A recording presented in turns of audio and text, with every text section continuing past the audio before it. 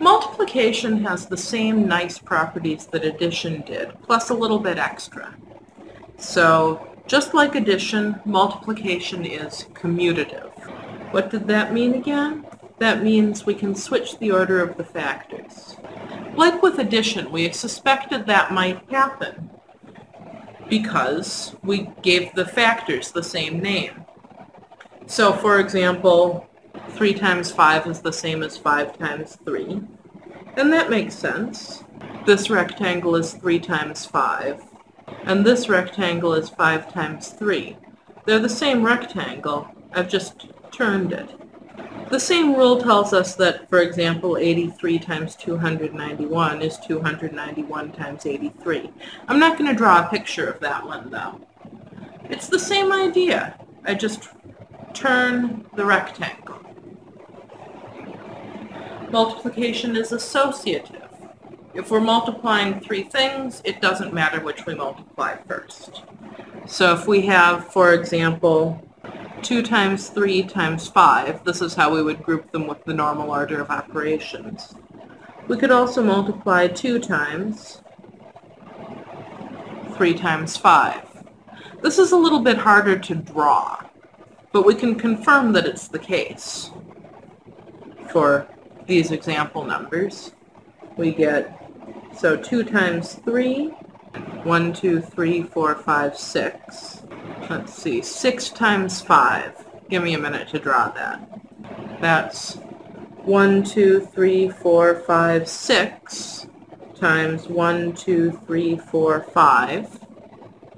I count 1, 2, 3, 4, 5, 6, 7, 8, 9, 10, 11, 12, 13, 14, 15, 16, 17, 18, 19, 20, 21, 22, 23, 24, 25, 26, 27, 28, 29, 30.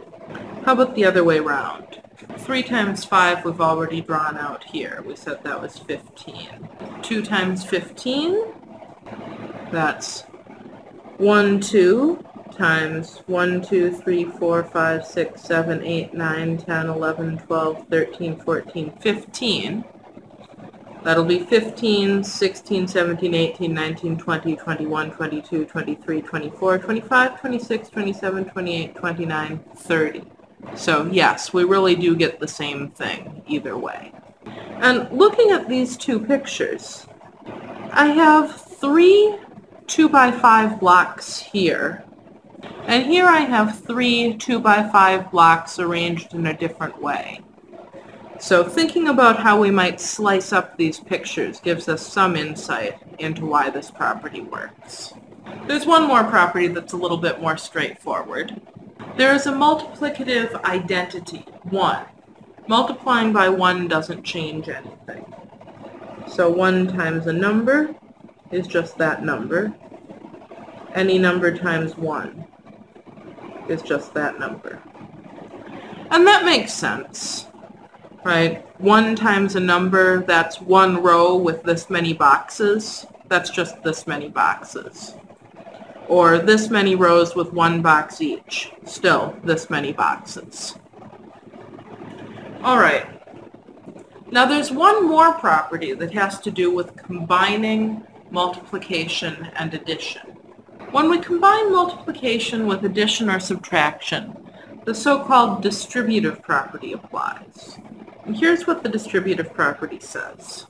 If we multiply by a sum, that's the same as multiplying by each addend separately and then adding together the result.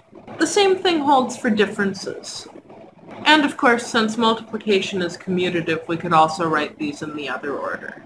Let's look at what that means for some actual numbers instead of for colored boxes. So let's say we have 3 times 2 plus 4. Of course, 3 times, what's 2 plus 4? 6.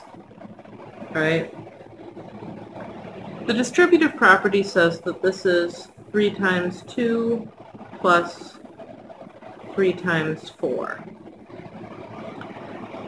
3 times 2 plus 4, 3 times 6, what is that? 3 times 6, this tells us, is equal to 3 times 2 plus 3 times 4. What's going on here? Well, here's 3 times 2, and here's 3 times 4. And they're literally put together to make this 3 times 6. All right, so the distributive property is just, we can take this rectangle and cut it into 2 parts. Or we could go the other way and take this rectangle and tape it together. And either way, it doesn't change the number of squares. I'm not going to show you the picture for the other 3 versions, but it's the same idea. There is one final property of multiplication that you should be aware of, and that is this. If we multiply by 0, the answer is always 0.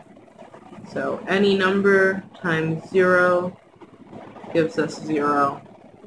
0 times any number also gives us 0. And this, again, makes sense. No matter how many rows we have, if there's nothing in any row, there's nothing there. No matter how big the rows are, if we don't have any rows, we don't have anything. So multiplying by 0 always gives us 0 back.